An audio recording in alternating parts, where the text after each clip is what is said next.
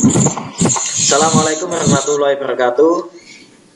Waalaikumsalam warahmatullahi wabarakatuh. Sebelum kita memulai pembelajaran, mari kita berdoa dulu. Berdoa sesuai dengan kepercayaan masing-masing. Berdoa mulai. Selesai. Untuk kali ini saya cek pesertanya sudah ada beberapa yang masuk ada. Kalian tetap semangat ya untuk mengikuti pembelajaran kali ini. Jadi tujuan pembelajaran kali ini kalian itu nanti akan mengetahui tentang arti K3 perkantoran, tujuan K3 perkantoran dan syarat-syarat lingkungan kantor yang baik. Sebelum Bapak mempresentasikan, akan saya tanyakan terlebih dahulu untuk presentasinya.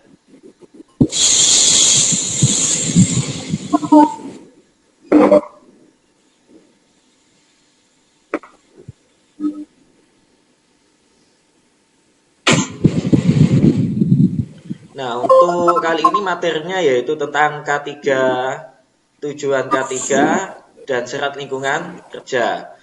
Untuk tujuan pembelajarannya yaitu dari aspek pengetahuan, satu dengan mempelajari pengertian K3, syarat-syarat lingkungan kerja, kalian diharapkan mampu untuk memahami konsep dengan baik. Yang kedua, dengan mempelajari tujuan K3, peserta didik mampu untuk memahami konsep dengan baik. Dari segi aspek keterampilan, kalian bisa mempelajari syarat-syarat lingkungan kerja, tujuan K3, sehingga nanti kalian bisa mempresentasikannya dengan baik. Nah, ini ya.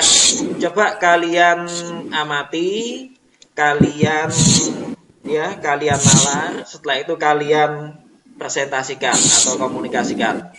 Dari gambar tersebut di atas, apakah yang kalian dapat simpulkan ya? Nah, dari gambar tersebut ada yang bisa mempresentasikan? Silakan Anggun. Silakan Anggun untuk mempresentasikan gambar tersebut, ya. Baik, dalam setiap lingkungan pekerjaan pasti ada pelaksanaan K3 yaitu keamanan, kesehatan, dan keselamatan. Untuk sektor kesehatan dan keselamatan, seorang pekerja dapat dideskripsikan apabila pekerja itu merasa aman dan sehat dalam melaksanakan tugasnya, sehingga pekerja merasa dirinya bisa selamat saat bekerja atau setelah mengerjakan pekerjaannya.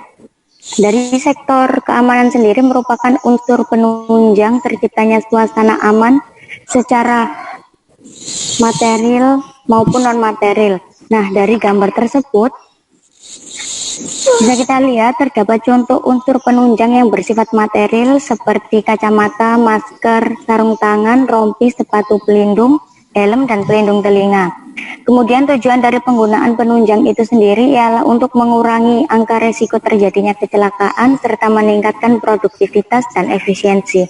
Oke, nah itu untuk pendapatnya Anggun ya. Selanjutnya ada yang mau berpendapat lagi? Silakan Ani untuk berpendapat dari gambar tersebut. Dari gambar tersebut dapat disimpulkan bahwa benda atau alat seperti kacamata pelindung, masker, sarung tangan, dan lain-lain adalah unsur penunjang yang bersifat material, yang bertujuan untuk menekan resiko kecelakaan dan penyakit yang timbul akibat hubungan kerja, serta meningkatkan produktivitas dan efisiensi. Contohnya seperti pelindung telinga yang berfungsi melindungi telinga dari kebisingan yang berlebihan agar tidak mengakibatkan kerusakan pada pendengaran. Oke, nah itu untuk dari pendapatnya Ani dan Anggun. Untuk selanjutnya akan saya presentasikan tentang materi K3 perkantoran itu.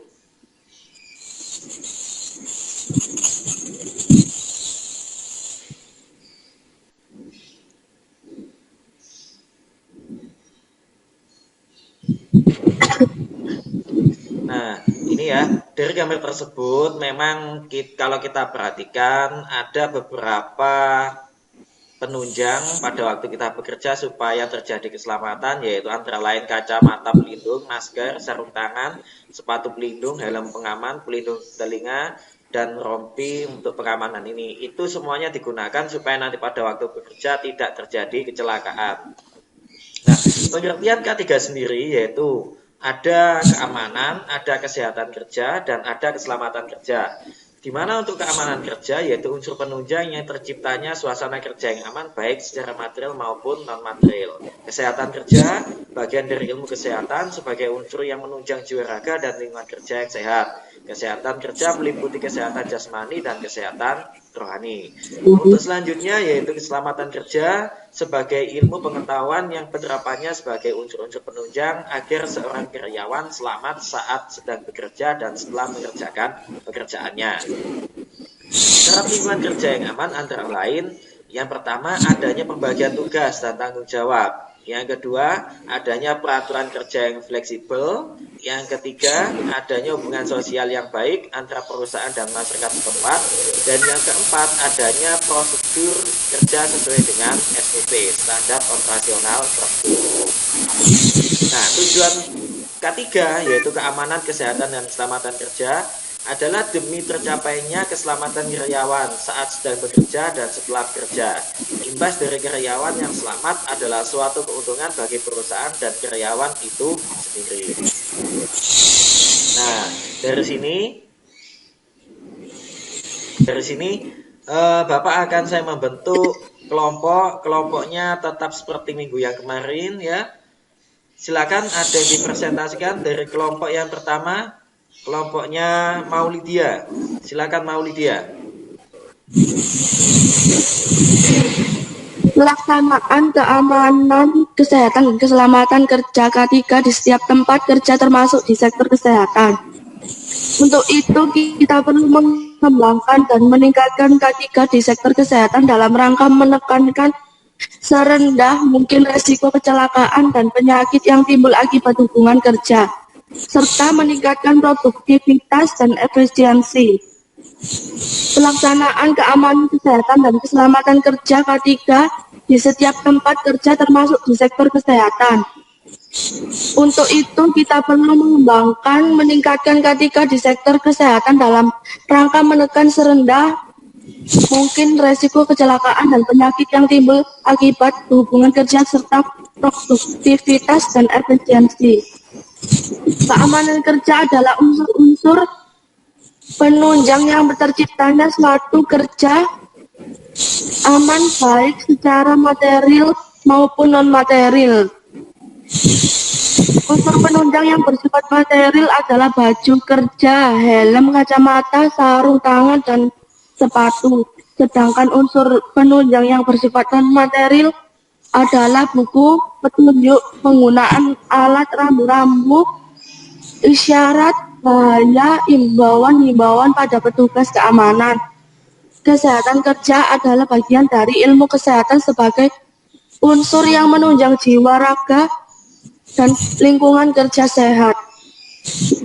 Kesehatan kerja meliputi kesehatan jasmani dan kesehatan rohani. Kesehatan rohani dan jasmani saling berkaitan, terutama kesehatan rohani akan sangat berpengaruh terhadap kesehatan jasmani dan kesehatan rohani akan sangat dipengaruhi oleh kesehatan lingkungan.